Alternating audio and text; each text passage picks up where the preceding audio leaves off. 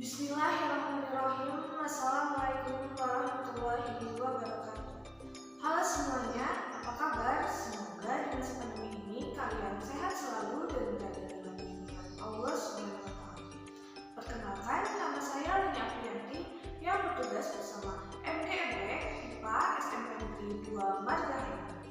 Pada kesempatan ini, mari kita belajar bersama-sama mengenai materi pewarisan sifat. Sebelum mulai pelajaran, marilah kita berdoa terlebih dahulu. Berdoa dimulai.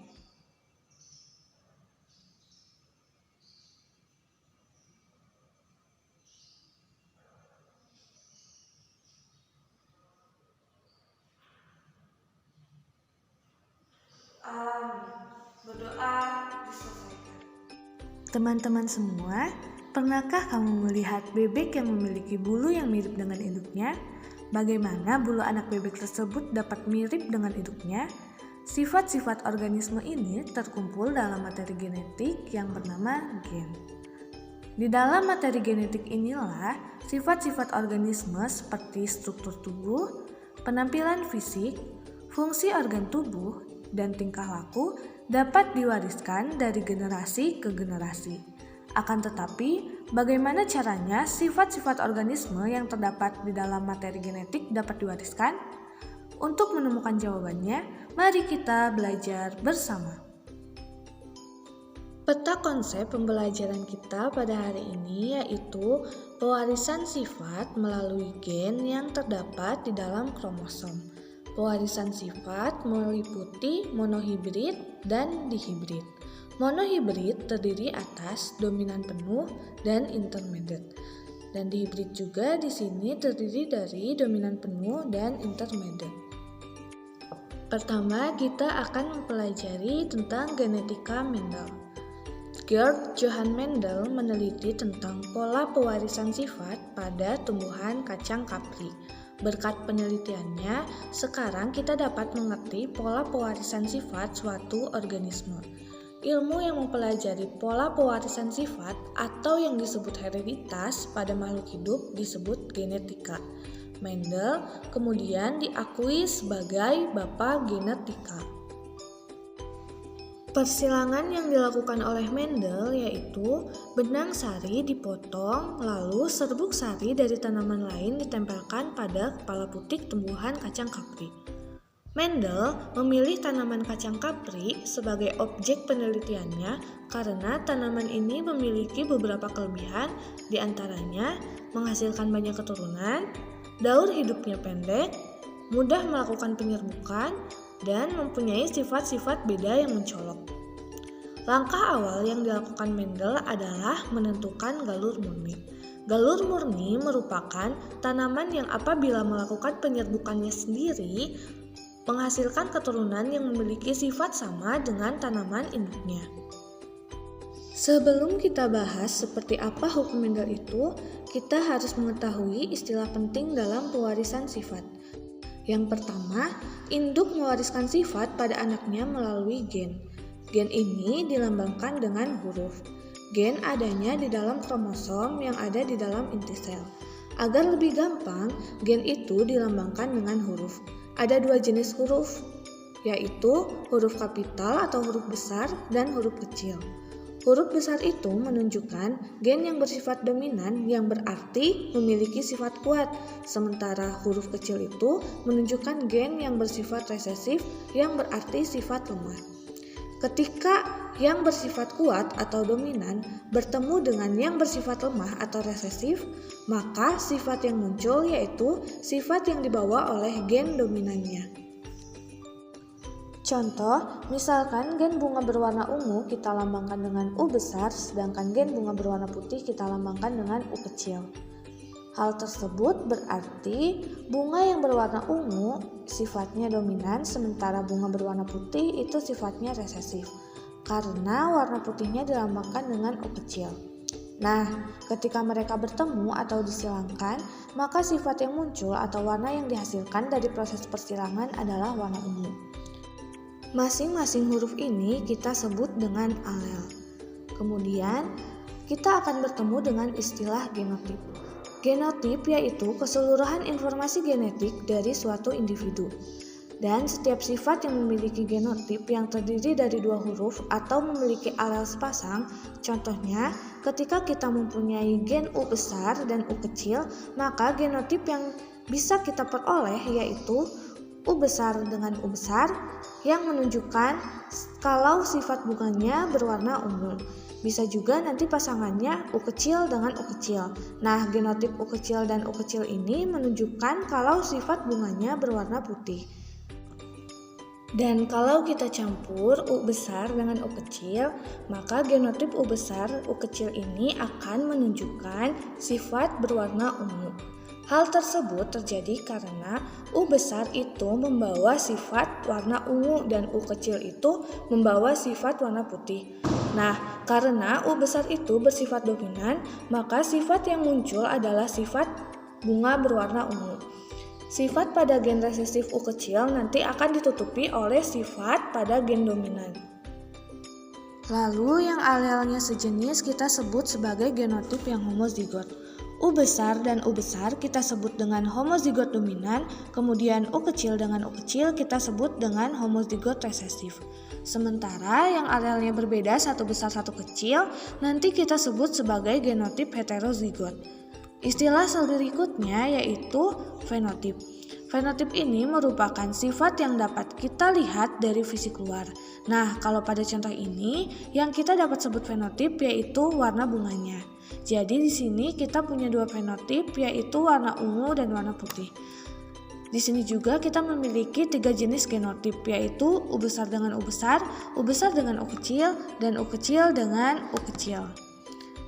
Kemudian ada istilah parental atau induk. Ini adalah individu yang kita silangkan. Kemudian masing-masing induk ini akan menghasilkan gamet. Nah, apa itu gamet? Gamet yaitu sel kelamin jantan atau betina yang membawa setengah gen induk. Nah, kenapa cuma setengah? Karena dalam pembentukan gamet terjadi segresi atau pemisahan alel secara bebas. Pemisahan alel ini disebut hukum segresi, sehingga hukum Mendel ini sering juga disebut dengan hukum segresi. Di sini apa maksud pemisahan alel? Nah, misalkan ada 2 induk yang memiliki genotip U besar, maka gametnya nanti kedua alel ini dipisahkan sehingga nanti setiap gamet akan membawa gen U besar. Kalau genotipnya U kecil dengan U kecil, maka setiap gamet akan membawa alel U kecil.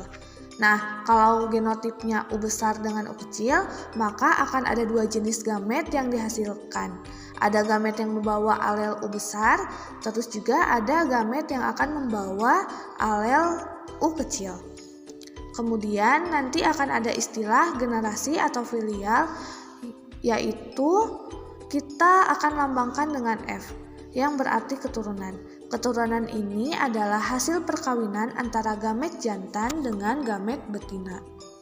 Selanjutnya kita akan membahas persilangan monohibrid dan hukum segresi.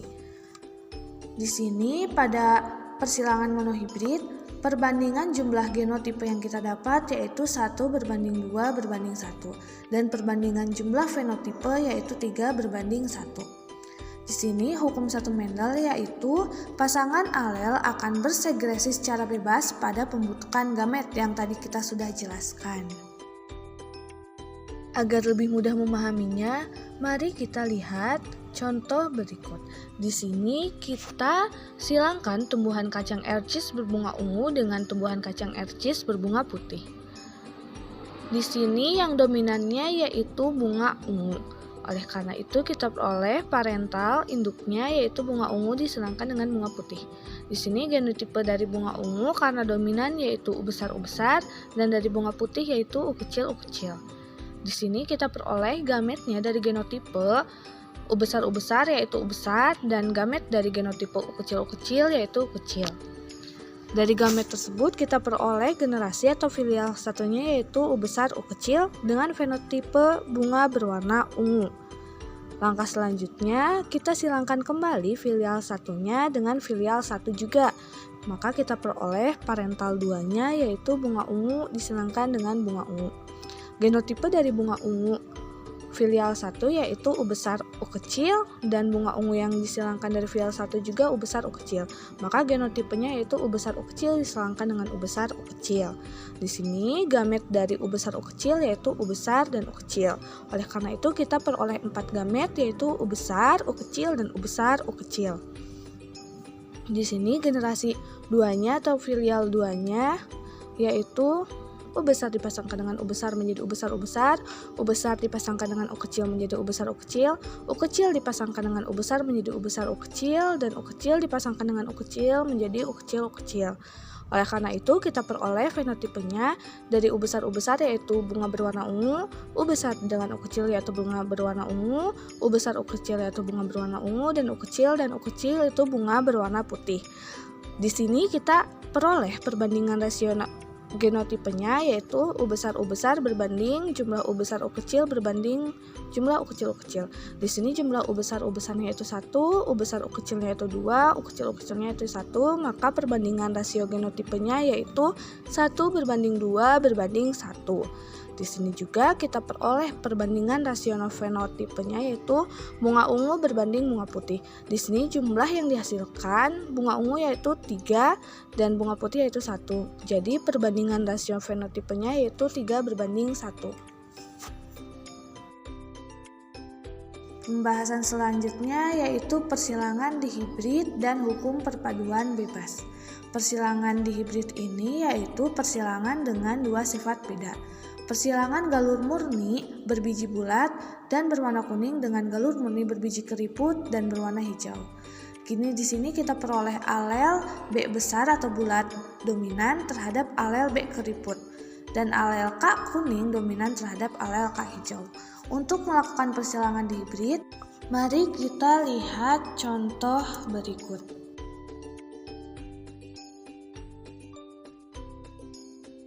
Di sini contohnya yaitu persilangan galur murni berbiji bulat dan berwarna kuning dengan galur murni berbiji keriput dan berwarna hijau. Parentalnya di sini yaitu biji bulat kuning dan biji keriput hijau. Sehingga kita peroleh genotipenya dari biji bulat kuning yaitu B besar, K besar, genotipe dari keriput hijau yaitu B kecil, K kecil. Sehingga di sini kita peroleh gametnya dari B besar, K besar yaitu B besar, K besar, dan gamet dari genotipe B kecil, K kecil yaitu B kecil, K kecil. Dari gamet ini kita peroleh generasi 1 atau filial satunya B besar, K besar, K kecil. Sekarang langkah selanjutnya kita silangkan kembali filial 1 dengan filial 1 sehingga kita peroleh genotipenya B besar, K besar, K kecil disilangkan dengan B besar, K besar, K kecil.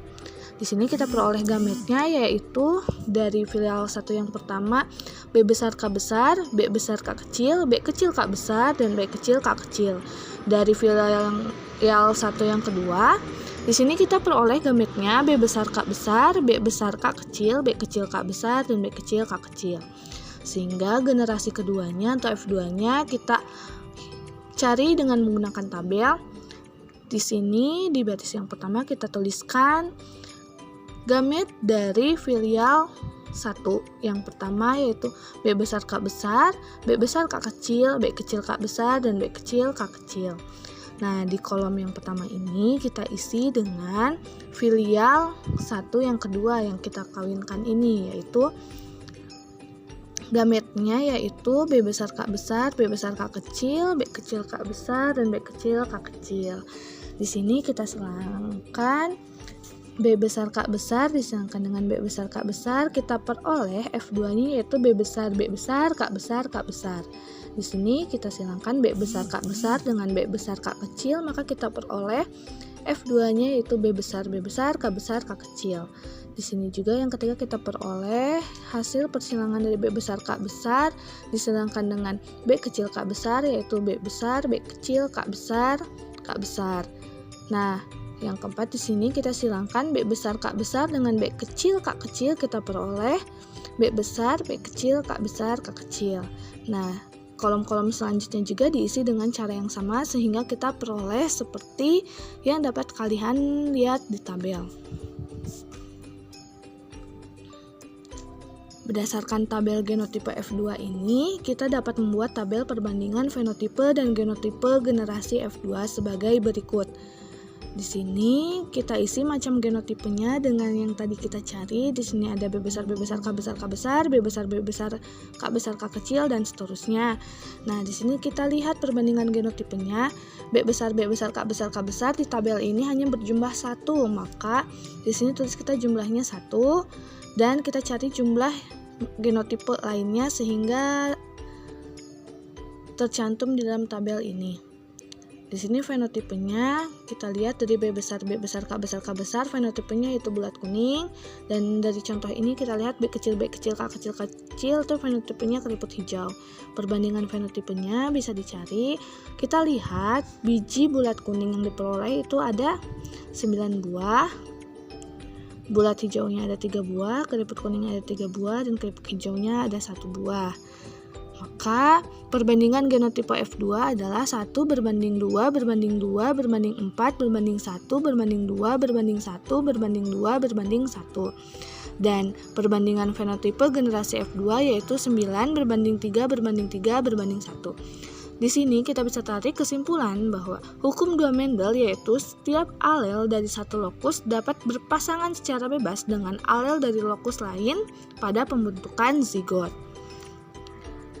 Pembahasan yang terakhir yaitu penerapan genetika. Penerapan genetika yang pertama yaitu keberhasilan manusia meningkatkan produktivitas tanaman pangan melalui pemuliaan tanaman merupakan salah satu contoh penerapan ilmu genetika untuk kepentingan manusia. Yang kedua, salah satu cara pemuliaan tanaman adalah dengan cara persilangan tanaman. Yang ketiga, sifat unggul suatu tanaman dapat dipasangkan dengan sifat unggul tanaman lain. Sebagai contoh, tanaman kacang kedelai varietas Wase yang memiliki sifat tahan asam dapat disilangkan dengan tanaman kacang kedelai varietas non-konsawon yang berbiji besar sehingga dapat menghasilkan tanaman kedelai yang tahan asam dan berbiji besar. Persilangan dengan menerapkan ilmu genetika juga dapat diterapkan pada persilangan hewan. Biasanya hewan yang ingin dihasilkan dari persilangan adalah hewan ternak yang cepat bertelur, gemuk, atau menghasilkan banyak susu. Sekian pembahasan materi tentang pewarisan sifat yang dapat saya sampaikan. Selanjutnya, di sini saya tampilkan tugas yang harus kalian kerjakan. Di sini kalian jawab soal-soal berikut dan kumpulkan di Google Classroom. Kalian dapat jeda video ini untuk menulis soal atau kalian dapat men-screen soal-soal tersebut. Sekian dari saya. Wassalamualaikum warahmatullahi wabarakatuh.